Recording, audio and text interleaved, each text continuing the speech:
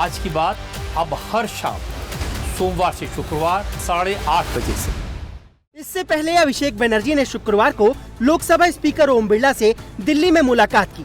इस दौरान उन्होंने टीएमसी के 20 बागी सांसदों को अयोग्य ठहराने की मांग करते हुए 20 याचिकाएं सौंपी।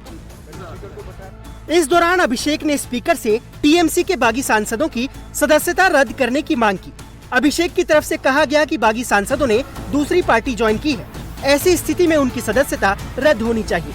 अभिषेक ने तर्क दिया कि ये मर्जर तभी माना जाएगा जब पूरी पार्टी संगठन के साथ मर्जर करे। अगर सिर्फ सदस्य मर्जर कर रहे हैं तो उनकी सदस्यता जानी चाहिए। आपको तृणमूल से दिक्कत है, हो ही सकता है।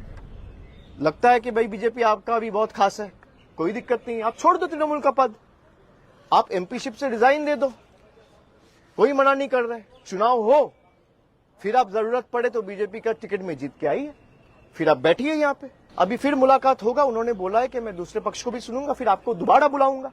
तो हम उम्मीद रखते हैं कि भाई हमने संविधान के सारे प्रावधान उनको दिखाया है। लोकसभा का अध्यक्ष, मैं अपेक्षा रखता हूं कि संविधान के हिसाब से काम करेगा और संविधान का गला नहीं घोटेगा। इस बीच टीएमसी में जारी बगावत के बीच ममता बनर्जी को बड़ा झटका लगा है। बागी विधायकों की शिकायत और पूर्व मंत्री अरूप विश्वास की पहल के बाद एचडीएफसी बैंक ने तृणमूल कांग्रेस की 3 बैंक खातों को फ्रीज कर दिया है। बताया जा रहा है कि इन खातों में 440 करोड़ रुपए जमा हैं। बागी विधायकों ने अपनी शिकायत में आरोप लगाया है कि ये रकम कट मनी और भ्रष्टाचार से जमा की गई हो सकती है। ये कंप्लेन इसलिए लॉन्च किया गया है क्योंकि ये पैसा कहां से आया है, एक्सटॉर्शन का पैसा है, कट मनी का पैसा है, गवर्नमेंट फंड साइफन हुआ है, लिप्स एंड बाउंड्स का पैसा है, ये सब प्रूव होना चाहिए। हम लोग तो प्रूव नहीं कर पाएंगे, तो ये हम लोग इसलिए एफआईआर किए हैं। तो एफआईआर से गवर्नमेंट अगर प्रूव करेगा मालूम होगा, और खास करके ये पैसा इस्तेमाल भी ना हो। एज चार्टर्ड फ्लाइट में दिल्ली जा रहा है 4 करोड़ 4.5 करोड़ रुपया आने जाने में, तो ये पार्टी का कॉमन आदमी जो केस लड़ रहा है उसके लिए पैसा नहीं है। एमएलए लोग अपने गोल्ड गिरवी रख रहे हैं, और ये तो हम लोग ये एफआईआर में लिखे हैं कि प्रूव भी होना चाहिए और ट्रांजैक्शन तुरंत बंद कर देना चाहिए। सूत्रों का कहना है कि कुछ और अकाउंट्स भी फ्रीज करने की कार्रवाई शुरू की जा रही है। बागियों के इस कदम से ममता का गुट आग बबूला है। टीएमसी नेता कुणाल घोष का कहना है कि जिन नेताओं को ममता बनर्जी ने पाला वो आज हिसाब मांग रहे हैं।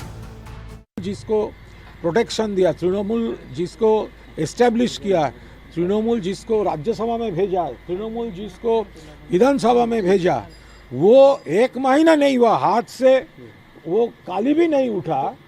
वो जब ये गद्दारी कर रहा है तो ये 2 अलग चीज़ हो गया है। एक इशू एक चीज़ हो गया है, और जो मुद्दा बना रहा है वो पब्लिक ये देख रहे हैं कि आदमी कितना नीच तक गिर सकता है। ये सब लोग, ये लोग जो है दीदी का उम्मीदवार है, तृणमूल कांग्रेस का प्रार्थी है, और जीतने के बाद दूसरे किसी पार्टी के लिए ये लोग काम कर रहा है।